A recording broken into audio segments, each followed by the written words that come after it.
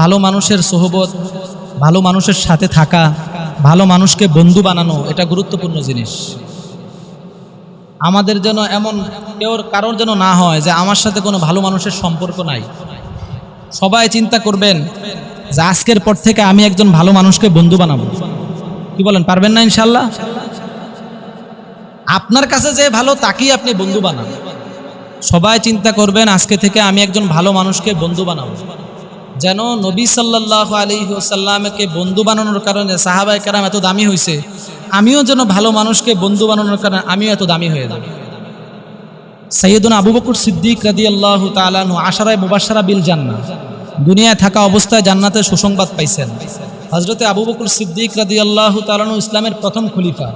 হযরতে আবু বকরের ব্যাপারে বলা হয়েছে রাসূল সাল্লাল্লাহু আলাইহি ওয়াসাল্লাম বলছেন, আবু বকরের আমল যদি এক পাল্লায় রাখা হয়, পৃথিবীর সব মানুষের আমল যদি এক পাল্লায় রাখা হয়, তারপরেও আবু বকরের আমলটা সবচেয়ে ভারী।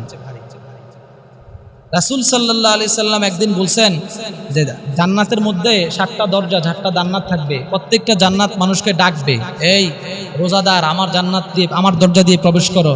নামাজি ব্যক্তি আরেক দরজা বলবে, নামাজি ব্যক্তি আমার জান্নাত দরজা দিয়ে প্রবেশ করো। হজকারী ব্যক্তি আমার দরজা দিয়ে প্রবেশ করব।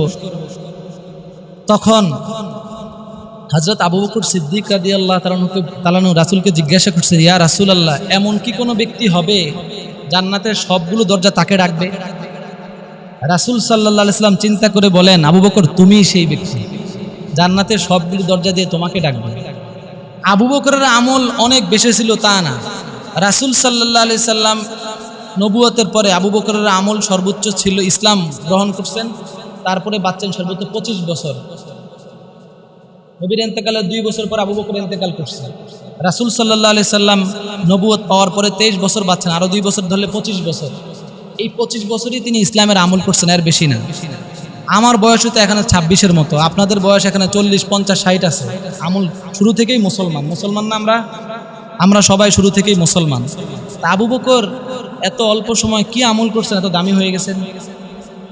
এই জন্য আমলের যতই করেন, সবচেয়ে বেশি রাসূল সাল্লাল্লাহু আলাইহি ইসলামের ভালোবাসা, নবীর আদর্শ হিসেবে মানুষকে ভালোবাসেন, মানুষের সাথে আচার আচরণ ভালো করতে হবে। যদি এটা করতে পারেন, কিয়ামতের ময়দানে আল্লাহ ইনশাআল্লাহ আমাদেরকে মাফ করে দিবেন।